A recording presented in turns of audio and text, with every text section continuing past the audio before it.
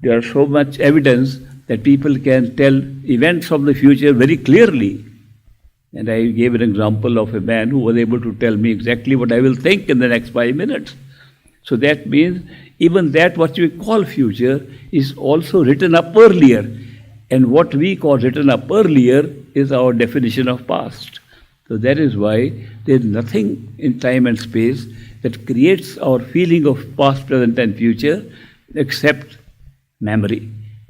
Now where does memory come from? If memory is the secret, how we can remember things, if that is the whole secret of time and space, we can look back in meditation and go to the causal plane where we discover memory is being generated. Memory is being produced. Memory is being created in the form of events that we remember.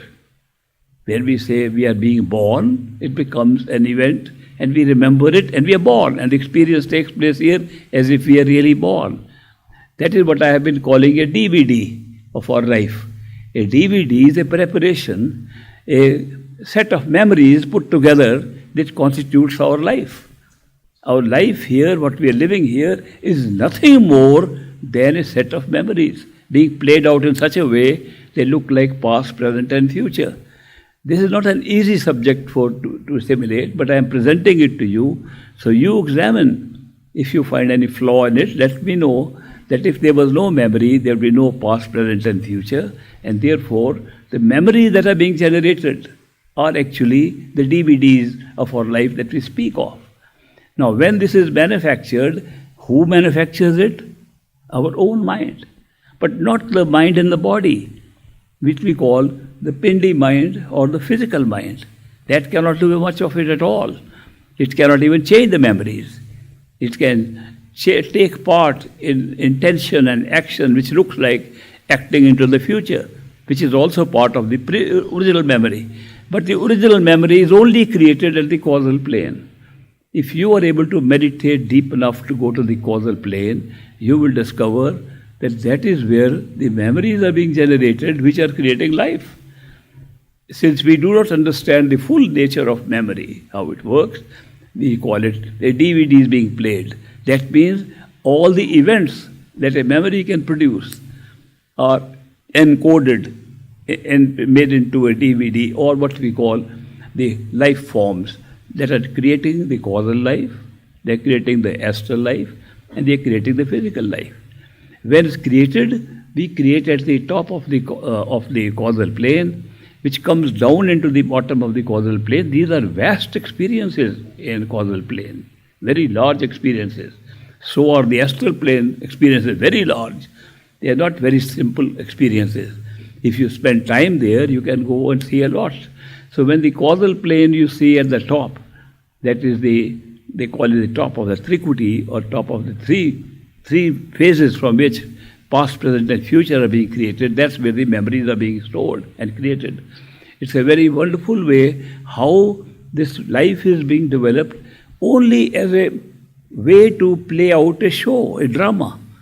We are the makers of this film. We are the directors of the film. We are the script writers of the film, but only at the causal plane. When we design this, we do not design a play in which only we are participating. We design a play in which the whole universe comes into being. So it's a very big thing.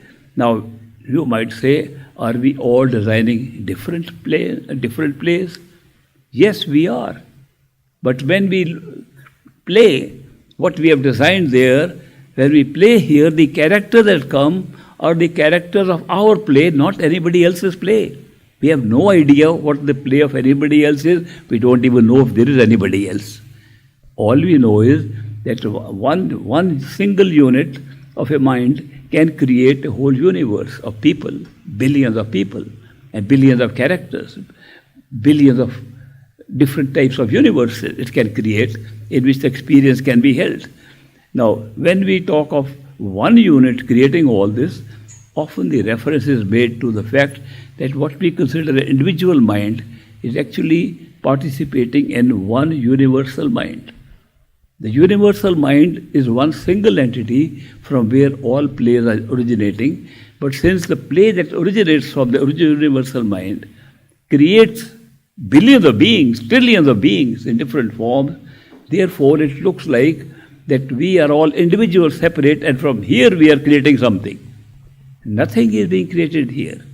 Only one experiencer is here, the self, and all others are the creation of that self at a different level. So that is why it's not easy to assimilate this sitting here when we think we are so many. Are we doing these things? I sometimes give an example that when we go to sleep and have a dream, in the dream we can see 100 people. And we ask each other, who is dreaming? Who is creating this scene? Are there many dreamers? Are there only one dreamer? We keep on questioning. Then more people come in, thousands of people can come in, billions can come into a dream. And yet when we wake up, there's only one person dreaming, and all the billions are part of the same dream. And there were not billions of people who were dreaming.